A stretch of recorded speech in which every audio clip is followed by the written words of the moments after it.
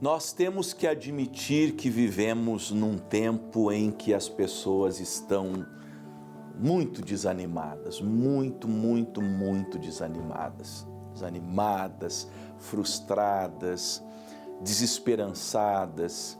A conversa, até em círculos que se dizem cristãos, são conversas negativas que, olha, nos fazem mal. Eu preciso admitir para você, tomo alguns cuidados, porque se eu ficar, quem sabe, alguns minutos com certas pessoas, eu também vou cair, vou desanimar, vou ficar chateado, vou ficar frustrado, vou, como alguém já disse, largar tudo e deixar tudo para lá.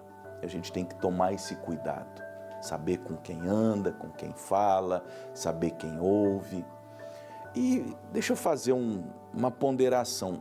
De todas essas pessoas não estão erradas. Elas fazem um diagnóstico do que esteja acontecendo. E o que está acontecendo é isso mesmo. Nós não vamos tapar o sol com a peneira. O mundo jaz no maligno de fato e de verdade. O diabo tem trabalhado, enfim. Mas nós não somos o povo da fé. Que está escrito, meu justo viverá pela fé. E o que é a fé? A fé é a certeza das coisas que se esperam e a prova daquilo que não se vê. Isso é fé. É eu viver na perspectiva do que eu acredito, não do que eu estou vendo, não do que está acontecendo, não do que me rodeia. Eu vivo pela fé, significa dizer que eu estou acreditando em Deus, na palavra, nas promessas. E é por isso que nós temos que viver em oração, é por isso que todos os dias você tem que acordar cedo na sua comunhão. Peça uma palavra para aquele dia, peça uma palavra para o seu futuro. Você já meditou naquele texto, aquele que todo pastor gosta de pregar, o Salmo 119, 105, lâmpada para os meus pés é a tua palavra e luz para o meu caminho. Você sabe fazer a distinção? A palavra é lâmpada para os meus pés. O que significa? Estou falando de 3.000 anos atrás. A pessoa acordava de noite, o André já passou por isso, já morou na roça, não tinha energia elétrica. Como que ela ia na cozinha tomar um copo d'água? Ela pegava uma lamparina, né, uma candeia, que era abastecida ali pelo azeite, acendia um foguinho. Aquela luz da candeia, aquela lâmpada da candeia, ela iluminava alguns metros. Era só para a pessoa poder dar alguns passos, para ela não tropicar na quina de algum móvel, se machucar.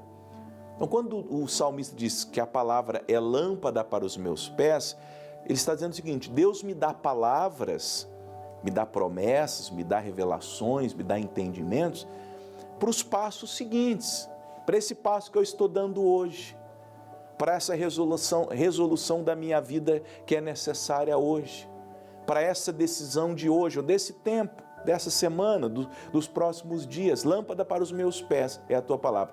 Ao mesmo tempo, essa palavra, a palavra de Deus, é luz para o caminho. E essa luz agora ela já dá uma ideia de um farol que ilumina lá na frente. É aquela promessa vindoura de alguma coisa que vai acontecer lá na frente, daquela do tipo de Abacuque, quando Deus diz, escreve a visão, torna bem legível, para que lê e que possa ler aquele que correr no passo, porque essa palavra tem a ver com o futuro, lá na frente. Quando nós vamos à palavra, é isso que acontece. Nós recebemos instruções, revelações, ensino para o presente, para os próximos passos, para o que vem adiante, mas ao mesmo tempo a gente recebe uma luz para o caminho, para uma grande jornada que virá. Isso para todas as áreas. Você tem tido essa palavra de hoje e a palavra do amanhã? Se não busca, você não tem. Aí você fica ouvindo pessoas desanimadas, frustradas, que se sentem injustiçadas, que de cada 10 palavras, 11 são murmurações. Aí você vai ficar aí com essas pessoas, se lamentando, reclamando, murmurando, abrindo brecha para o demônio chamado destruidor, porque a Bíblia diz que toda vez que tem murmuração, tem um demônio de destruição trabalhando. E você vai ficar nessa pindaíba, como dizem lá no Nordeste, e nada de bom vai acontecer. Agora, se você ir às Escrituras, como nós vamos fazer agora, você vai ver que a palavra sempre nos incentiva a vencer. Vamos em 1 Coríntios, capítulo 16, e nós vamos ler os versículos 13 e 14. 1 Coríntios 16, versículos 13 e o 14. São as recomendações finais de Paulo à igreja dos Coríntios, ele que tinha exortado, ele que tinha corrigido, ele que tinha disciplinado, ele que tinha falado de coisas um tanto quanto pesadas, mas no final ele deixa aqui um encorajamento para esses irmãos. E o Espírito Santo está usando essas palavras para nos encorajar também. Vamos ler, já que vai aparecer aí para você, 1 Coríntios 16, 13 e 14, e na sequência a gente já vai explicar. Vigiai, ele começa assim, depois estai firmes na fé, na sequência, portai-vos varonilmente, em quarto lugar ele diz fortalecei-vos, e ele conclui dizendo todas as vossas coisas sejam feitas com amor. Vamos lá? Vigiai, estai firmes na fé, portai-vos varonilmente, fortalecei-vos e todas as vossas coisas sejam feitas com amor. Vigiai, estai atentos, que é o que nós precisamos. Primeiro em relação ao céu, sabe? Eu estou em constante vigilância com o céu. O que Deus quer falar comigo hoje? Estou atento.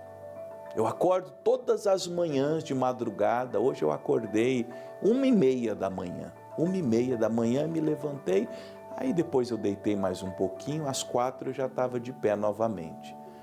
Mas eu estava em vigilância com Deus. O que o Senhor quer falar comigo nessa manhã? Qual a direção? Qual a palavra? Qual o norte para a minha vida? Que queres que eu, como pastor, como ministro do Evangelho, pregue às pessoas nesse domingo? Então eu estou sempre em vigilância com o céu, quero saber do coração de Deus, quero saber o que Deus está intentando para a minha vida. Eu tenho tantas decisões para tomar, as de cunho pessoal, familiares, aquelas que têm a ver com o ministério, então eu preciso estar sempre vigilante em relação ao céu. Não dormente, não inerte, não cochilante, mas vigiando para saber o que Deus está me falando.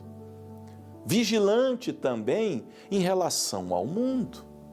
Preciso estar bem acordado. Eu não sei como o meu inimigo, Satanás, que é astuto, possa estar tramando algo contra a minha vida, contra a minha casa, contra a minha família.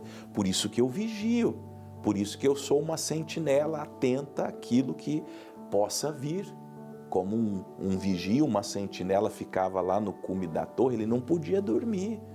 Aquela é a hora, aquele é o turno, aquele é o trabalho responsável em que ele não poderia dormir, nem um cochilo. Naquele cochilo ele poderia negligenciar o toque da trombeta e o inimigo entraria e atacaria a cidade, mataria pessoas e a culpa seria dele. Então vigie as coisas espirituais, esteja atento ao teu casamento, esteja atento à tua família, esteja atento aos teus filhos, esteja atento às tuas finanças, vigie mais tuas finanças, tudo meio bagunçado na sua vida financeira, você não sabe quanto entra, não sabe quanto sai, é tudo meio assim, sabe, de qualquer maneira. Não, tem que vigiar, você tem que cuidar do teu campo da lavoura, tem que estar atento. Se você não cuidar, como que é o ditado mesmo que o pessoal fala, o boi só engorda com o olho do dono. Você tem que cuidar do que é seu, você tem que estar de olhos em tudo que é seu. É igual um filho. Sabia que um filho não sai do raio dos nossos olhos? Você que é do tipo de pessoa que deixa filho solto, faz o que quer, entra no quarto, você não sabe com quem está falando, está lá com celular, com computador, com internet, você não sabe quem são os amigos dele, quem são as pessoas com quem ele comunga. Vai perder seus filhos, não vai nem perceber. Quando você ouvir, já vai ser tarde demais. Vigia, vigia. Esteja com os olhos bem abertos em relação a tudo. Depois ele manda, estai firmes na fé. Nem tudo que a gente enxerga, nem tudo que a gente sabe, nem tudo que se apresenta é bom. Agora, como que eu vou reagir a tudo que está me acontecendo? Com firmeza na fé. Firmes na fé. Ai, pastor, eu não ando bem da minha fé. Você não vem na igreja, você não ora. Quando eu converso com as pessoas desanimadas, com pessoas que estão desistindo, que estão vacilantes, eu não preciso ser um profeta para saber que essas pessoas não estão buscando a Deus de maneira diligente. Tem tempo para tudo, menos para Deus. Aí você encontra essas pessoas no mercado, você encontra essas pessoas no parque, você encontra essas pessoas na rua. Eu não tenho rede social nenhuma. Se você quiser ficar pelado e postar no Facebook e no YouTube, eu não vou saber, porque eu não tenho mesmo, nem os aplicativos dessas redes sociais. Mas assim, as pessoas contam, né? A pessoa gosta de contar. Ah, pastor, eu vi o irmão fulano de tal, a irmã fulana de tal. Ah, mas como que você sabe? Por que você sabe? Não, que postou, está lá. Ah, interessante. Às vezes é uma pessoa que a gente atendeu assim durante aquela semana, a pessoa que está assim no radar, né, do atendimento, da igreja, do nosso conhecimento, e de repente você vê que aquela pessoa está buscando, precisando buscar Deus, precisando de ir à igreja. Ela diz que não tem tempo de ir na igreja, ela diz que não tem tempo, que ela está fraca, mas ela vai para a praia, ela vai para lá, vem para cá. Por que ela não busca Deus? Por que você não busca Deus? Se a fé é tão essencial à vida cristã, lembra? 1 João 5,4, todo aquele que é nascido de Deus vence o mundo. E a vitória que vence o mundo é a nossa fé.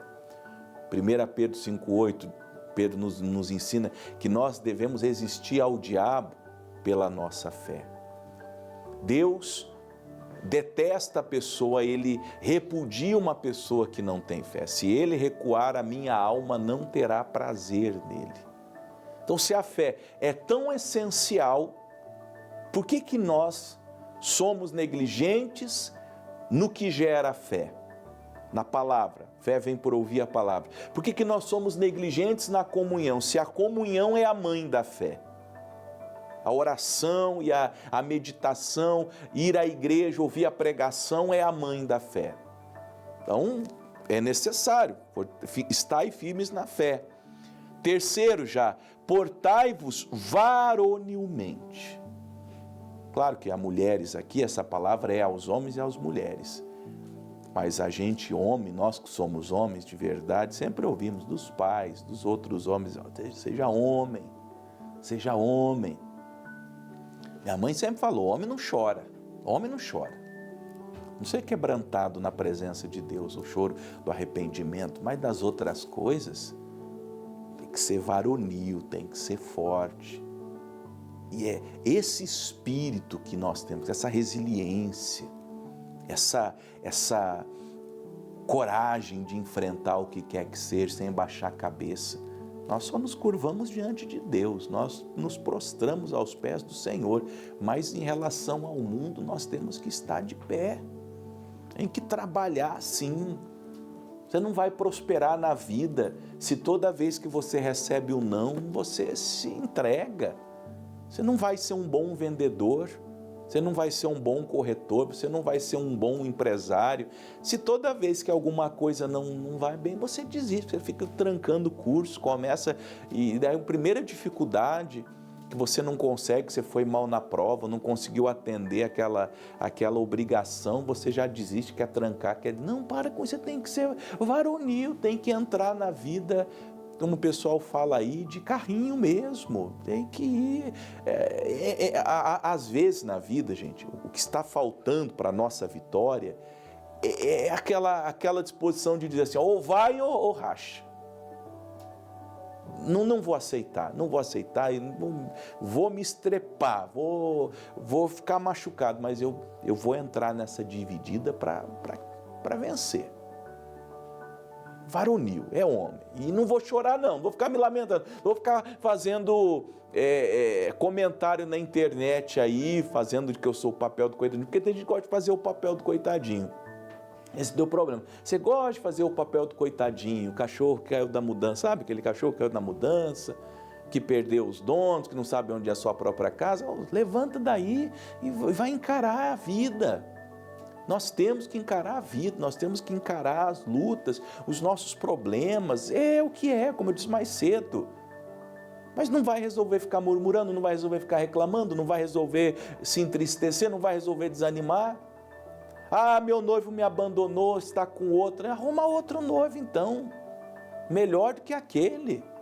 Graças a Deus que não deu aquele certo, que dê alguém certo agora. Vai, levante-se pela sua vida sentimental. Ah, mas a minha empresa quebrou, então tire as lições. Não sei se você consegue tirar algumas lições dali. Por que quebrou? Você consegue entender ou perceber o que faltou? Abra outra e vá até dar certo. E na vida espiritual a mesma coisa.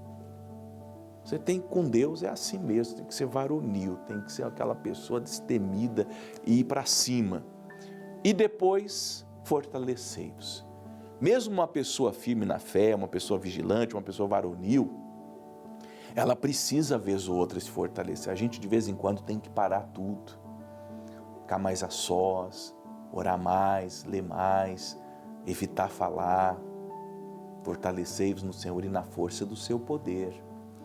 É na presença de Deus que nós nos fortalecemos. É na presença de Deus que nós conseguimos essa força para vigiar, para estar firme na fé, para nos portar varonilmente. Então a gente precisa de vez em quando ir lá na casa de repouso de Deus. Precisamos de vez em quando buscar palavras, igual a Elias, entrar numa caverna, ouvir a voz de Deus, renovar as nossas energias. Isso é importante, isso é um processo importante. Digo para você que com o passar dos anos, falo de mim para exemplificar, eu já sei perceber quando eu estou precisando. Eu percebo quando eu preciso. E olha, eu paro mesmo. Fico mais quieto, fico mais no meu canto, fico mais a sós com Deus, com a minha Bíblia.